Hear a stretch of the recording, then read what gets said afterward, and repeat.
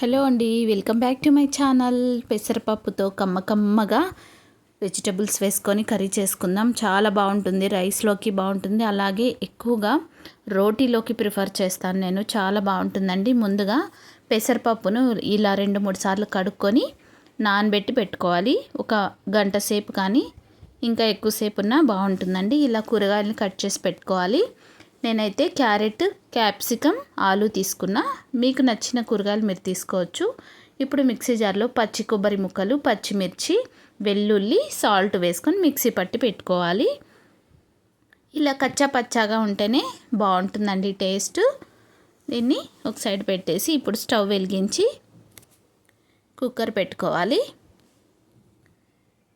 ఈ కుక్కర్లో కొద్దిగా ఆయిల్ వేసుకొని ఒక 3 స్పూన్ల ఆయిల్ వేసుకోవాలి.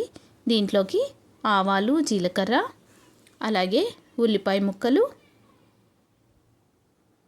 వేసుకొని కొద్దిసేపు వేయించుకోవాలి. కొంచెం గోల్డెన్ బ్రౌన్ కలర్ వచ్చే వరకు ఈ ఆనియన్స్ వేయించుకోవాలి.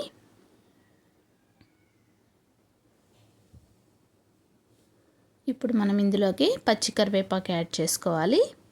అలాగే కట్ చేసి పెట్టుకున్న 3 టమాటాలని కూడా వేసేసుకోవాలి. ఇవంతా కూడా బాగా మగ్గిపోవాలండి ఆయిల్లోనే ఈ టమాటాలు. ఇప్పుడు ఇందులోకి కొద్దిగా పసుపు వేసుకోవాలి.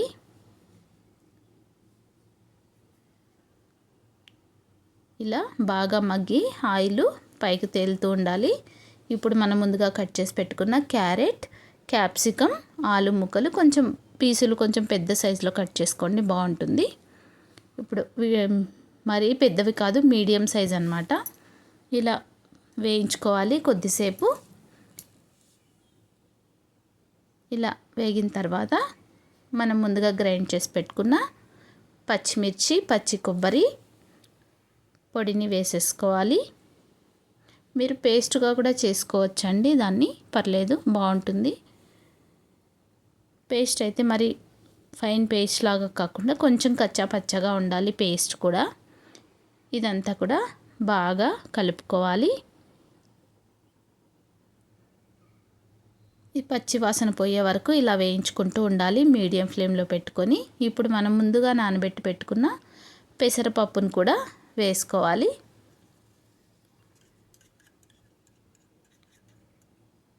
ఇప్పుడు ఇది కూడా కొద్దిసేపు వేయించుకోవాలి.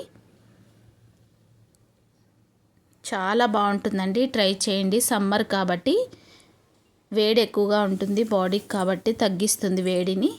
ఇప్పుడు తగినన్ని నీళ్లు వేసుకొని కొంచెం ఉప్పు వేసుకొని టేస్ట్ చూసుకొని మూత పెట్టేసేయాలి. మీడియం ఫ్లేమ్లో 2 విజిల్స్ వచ్చే వరకు పెట్టుకోండి. ఇప్పుడు ఫ్లేమ్ ఆఫ్ చేసి కుక్కర్ మూత తీసి చూస్తే చాలా బాగా ఉడికిపోయింది.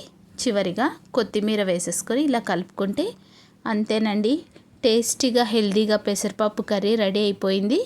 ఇప్పుడు సర్వింగ్ బౌల్లోకి తీసేసుకుంటే అంతేనండి, మన వేడి వేడి కర్రీ అయితే రెడీ అయిపోయింది. ఈ వీడియో మీకు నచ్చిందా? అయితే లైక్ చేయండి, షేర్ చేయండి, సబ్స్క్రైబ్ చేయండి.